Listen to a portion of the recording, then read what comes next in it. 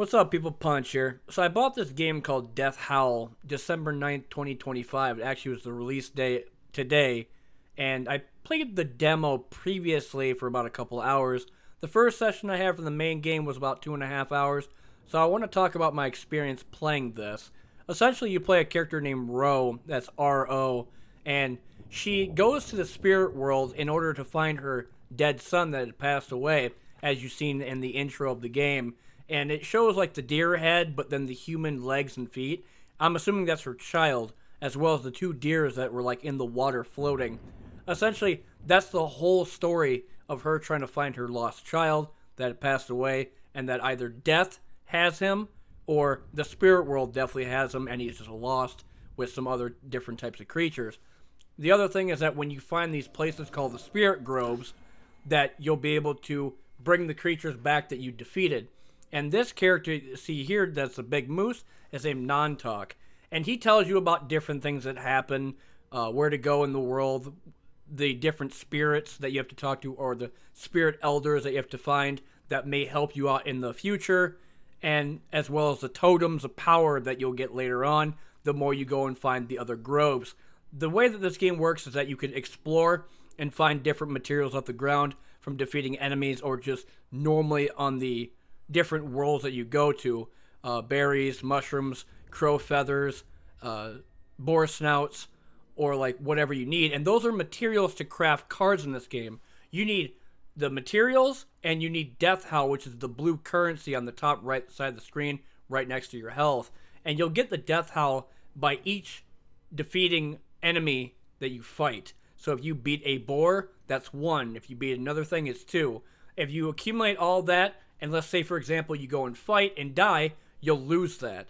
The other thing is the totems, as I talked about earlier.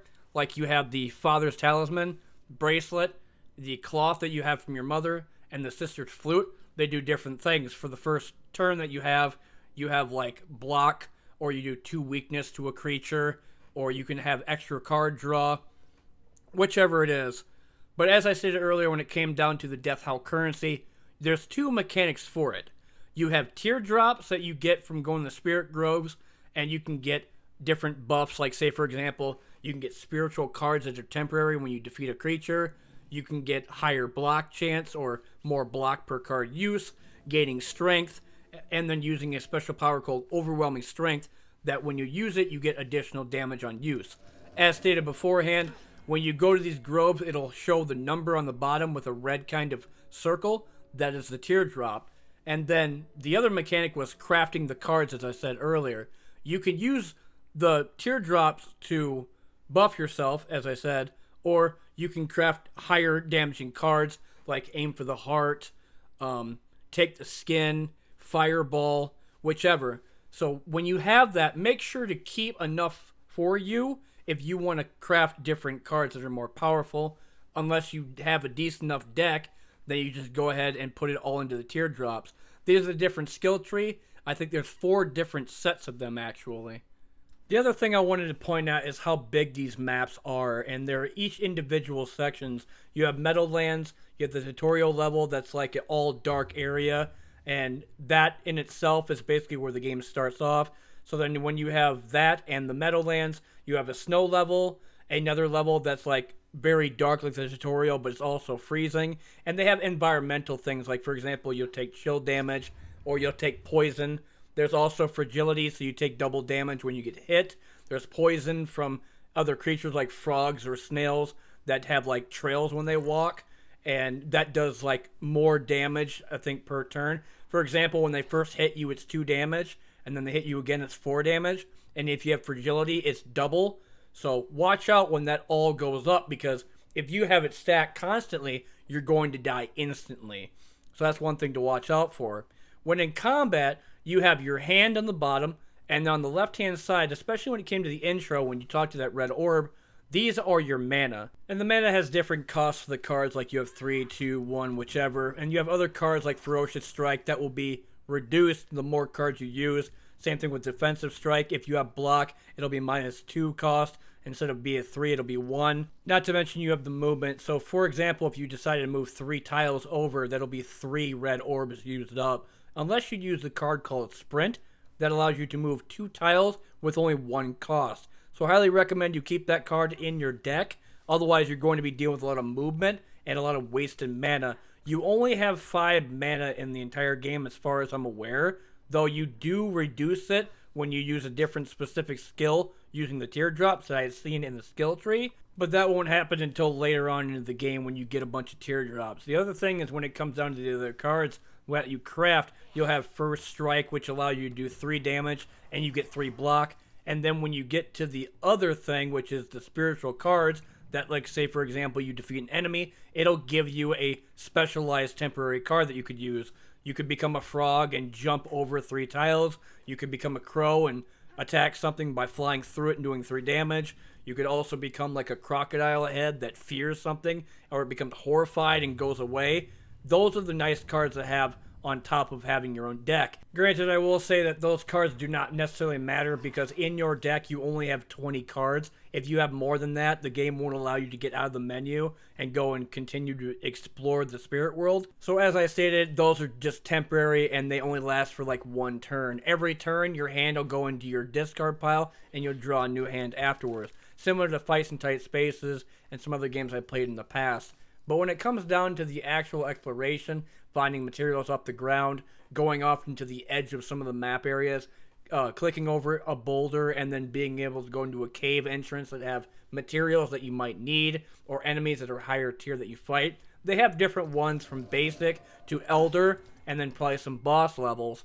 I've only fought the elder stuff and only the base level, but when you defeat them, it'll be grayed out until you go back to the grove and activate it so that you can get your health back. They will come back and they will fight you. The difference is that it'll tell you on the map when you defeated an enemy. If you haven't, then you can go and fight them and it'll come back live again or whatever after you get into the grove, but it'll tell you after you defeat them that it is a defeated party.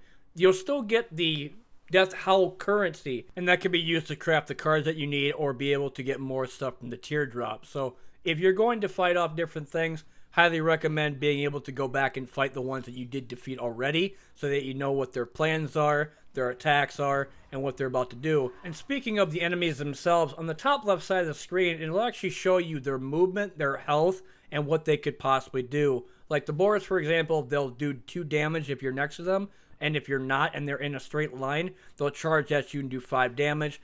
The hatchlings will be able to drop an egg or attack you by flying through you. Then they have these alligators that have no basically body behind them, but they have like meat, and you can do double damage when you hit them from the backside. But if you attack them and they're still alive, they'll retaliate and bite you. Another thing I wanted to point out was the fast traveling in this game. As you can see with the groves on the map, there's like these 4 kind of stones in a circle area. When you click on them, you could fast travel to them. So as long as they're activated, you can go back to whatever they were or whatever map you're currently on instead of fighting all the enemies through it to get to the other area. If you did not discover it, however, you have to fight through those enemies in order to unlock it and then be able to fast travel to it. That was something I forgot about later when I tried making the other video. And the reason why I say this is because when I made the video beforehand, my Sony Vegas broke when I tried to render it, and instead of it producing footage, it was just a black screen. So I removed it, and now this is a redo. In terms of my personal opinion about this game, after playing games like Malice, Dead Grid, Draft of Darkness, Inscription, I find these types of games to be fun as hell to play, with like the weird story and the horror-esque type of thing going on, from killing creatures and having creatures attack me in weird ways. Not to mention the crows and boars and hatchlings beating my ass constantly, being able to come back and fight again. They say that this game has a tag called Souls-like, and I might understand why that is, because when you do die, you do lose your Death Howl currency, and you have like this blue kind of orb that you can collect and get back when you go and fight the specific enemies again. Other than that, they have like these kind of bonfire-esque groves that you can go to, that when you activate them and get your health back, the creatures do come back to life. So that kind of does make sense as to why it would be called a Souls-like.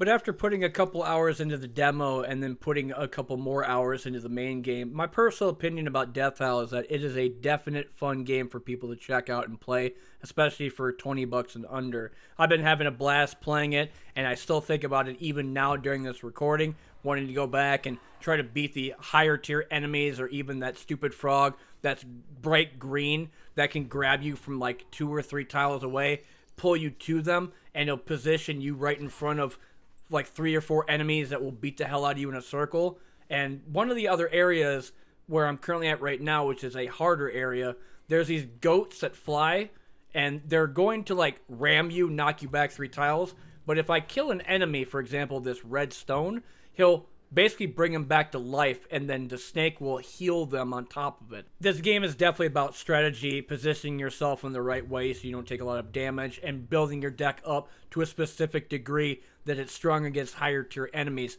Because these enemies, if you don't prioritize the ones that are doing all the damage or making your life tough as hell, they're going to beat you every time, and you'll never be able to come back from it, or you'll have to go fight something that's weaker than you, build up by crafting other cards, and then making yourself more powerful. But I've been One Nut Punch, and this has been Death Howl. Thanks for watching as per usual, and I'll see you in the next one.